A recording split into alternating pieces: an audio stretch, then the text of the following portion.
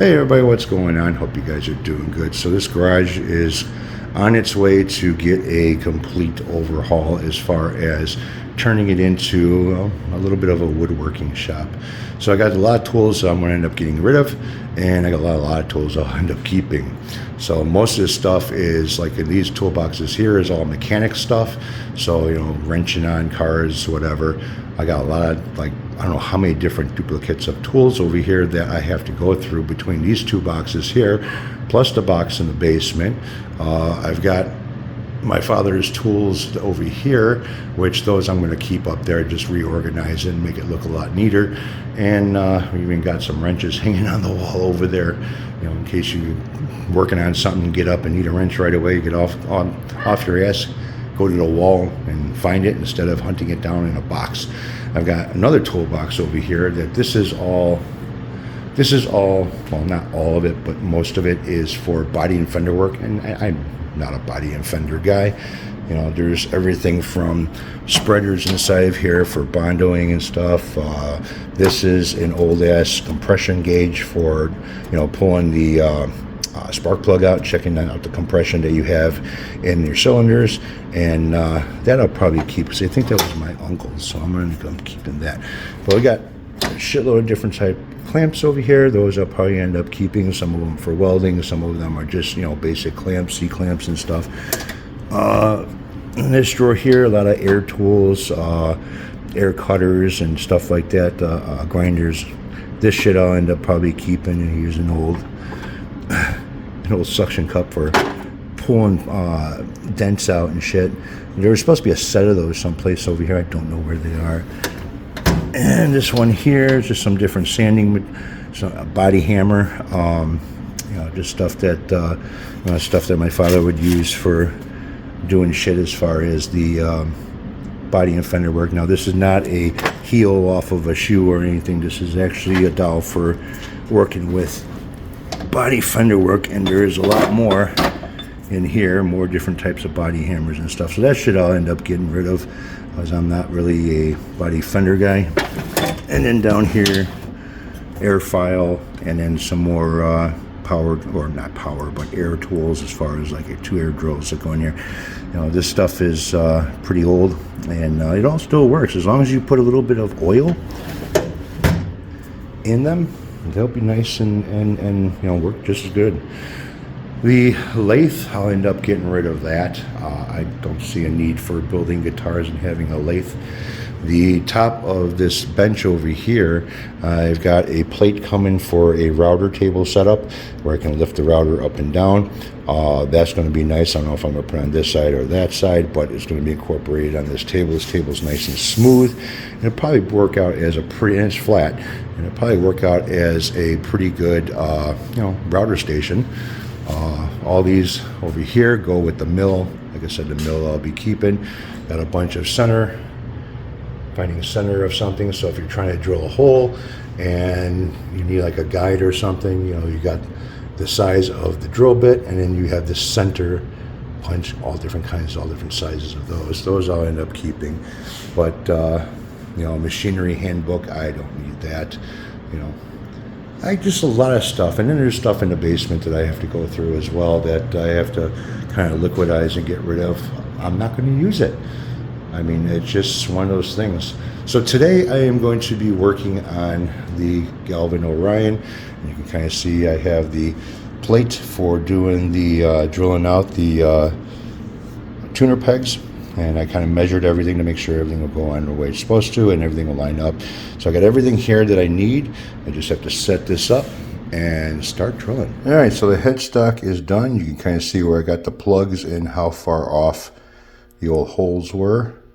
I also had to do a thing with this as well because the headstock itself was not equal on both sides, so I had to fix that.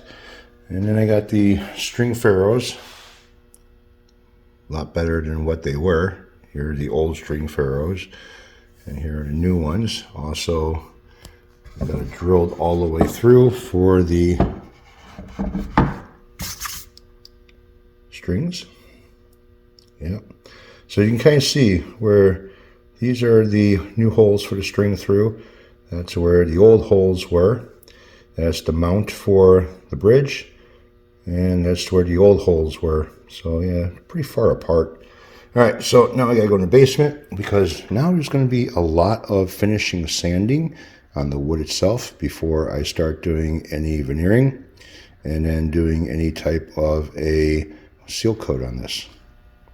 So I've played around a lot with LED and HID bulbs for headlights for cars. And, well, my Ford has got, well, sorry to say, and I really don't like them, projection lenses. And it's really hard to find an LED bulb to produce a really nice pattern on the road, bright enough, and without shadows. Because LED kits, if you don't put the bulb on a certain direction, as far as one side of the bulb is facing 9 and the other side of the bulb is facing 3, as far as where the diodes are for the LEDs, you get shadows. And some kits that you buy have like a set screw on the side of the bracket that mounts, and you loosen that and you could turn the bulb in the bracket and get it to where you get rid of that shadow. Well, you don't completely get rid of the shadow. It still shows up there.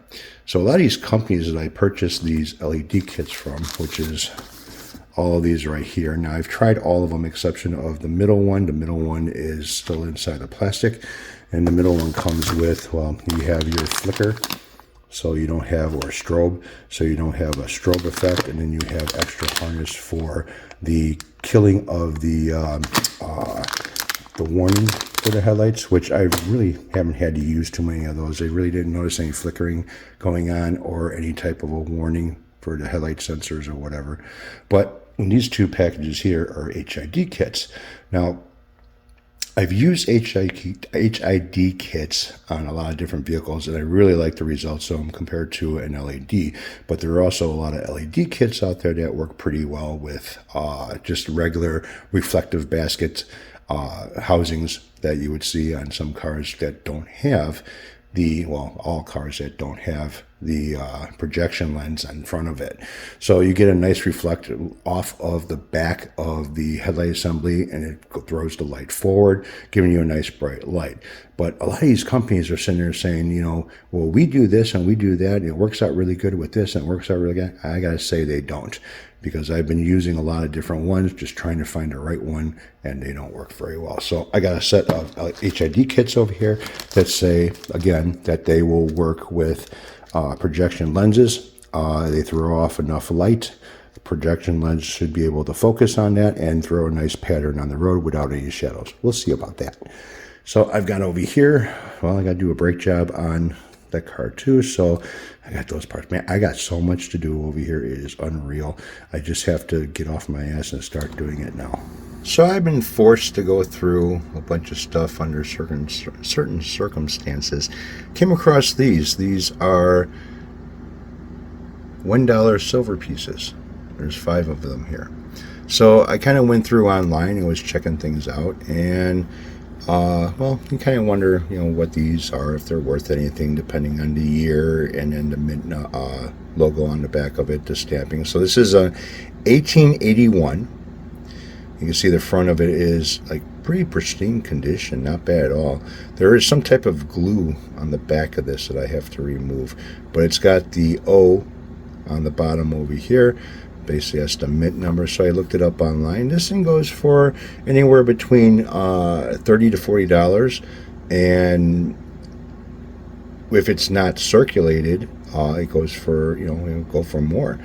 So this one here is a 1884, which has the O on the back of it as well. And this one goes for like $49 to $90, significantly more if it's not circulated. So I was kind of wondering, you know, what is non-circulated condition? Because these don't look too bad. Well, this one kind of shows a little bit of scarring, but not much. There's nothing that's worn off of these, which I'm very surprised. This one here is a 1885. Also has a O mint stamp on the back. And this really doesn't give a price as far as what I've been seeing online. So I'm not too sure of what the value of this one would be. This one here is an 1887. You can see it's in fairly good condition.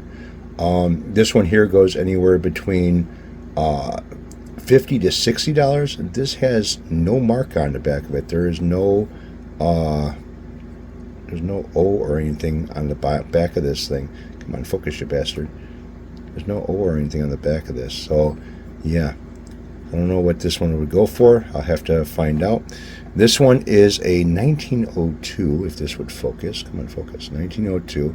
This also has an O mint mark on the back of it. And this one goes for like $35 to $50, depending on condition. A lot of these, this is, condition-wise. If your lines are nice and crisp and sharp, lettering is not worn off by any means.